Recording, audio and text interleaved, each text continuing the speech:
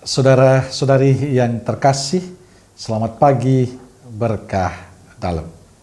Sudah kita memberi senyum hari ini, Sabtu 10 September 2022.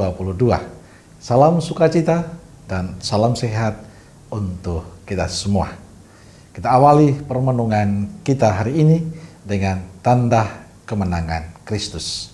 Dalam nama Bapa dan Putra dan Roh Kudus. Amin.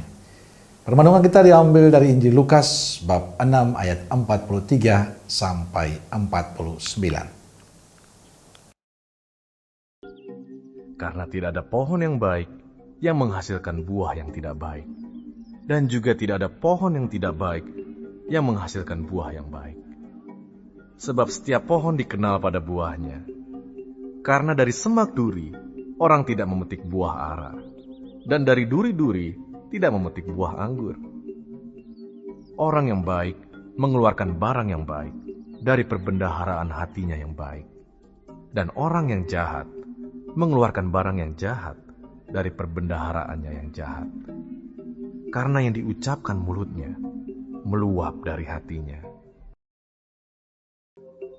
Mengapa kamu berseru kepadaku, Tuhan, Tuhan, padahal kamu tidak melakukan apa yang aku katakan? Setiap orang yang datang kepadaku dan mendengarkan perkataanku serta melakukannya, aku akan menyatakan kepadamu dengan siapa ia dapat disamakan. Ia sama dengan seorang yang mendirikan rumah. Orang itu menggali dalam-dalam dan meletakkan dasarnya di atas batu. Ketika datang air bah dan banjir melanda rumah itu tidak dapat digoyahkan, karena rumah itu kokoh dibangun.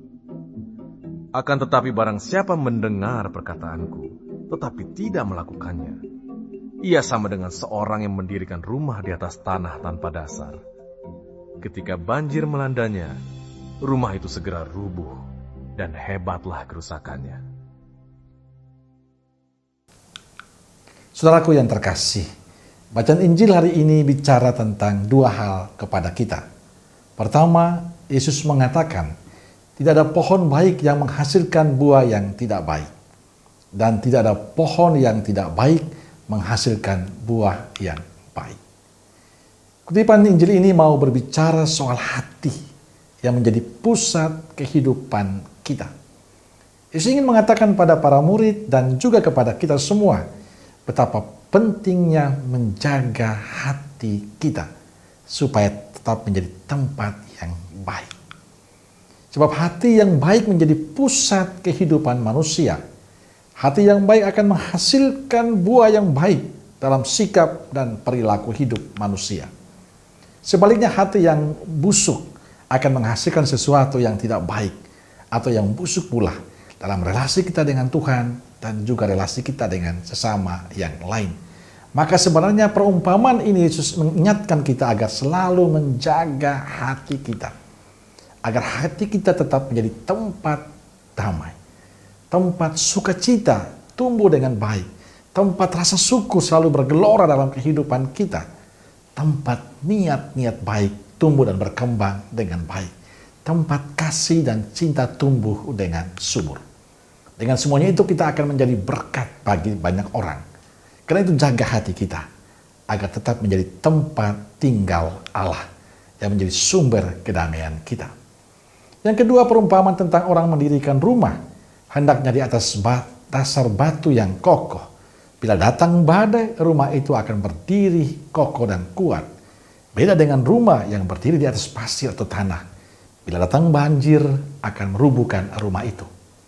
Penginjil mengatakan dasar hidup kita adalah Yesus. Hanya pada Dialah kita akan kokoh berdiri. Kita harus membangun hidup kita atas dasar cinta Tuhan. Bukan atas dasar kemampuan kita, kemauan kita sendiri. Bukan atas dasar kehendak kita sendiri. Tapi dibangun bersama Allah agar tetap kokoh dan kuat. Saudaraku terkasih, dari dua kisah ini kita diingatkan untuk tetap menjaga hati kita sebagai tempat tinggal Tuhan. Dan hendaknya kita tetap selalu bersama Yesus sebagai dasar kehidupan kita. Sebab bersama Dia kita bisa. Amin. Semoga Allah yang Maha Kasih memberkati saudaraku sekalian, Bapa, Putra, dan Roh Kudus. Amin. Keluarga Kudus Nazaret, doakanlah kami. Amin. Berkah dalam.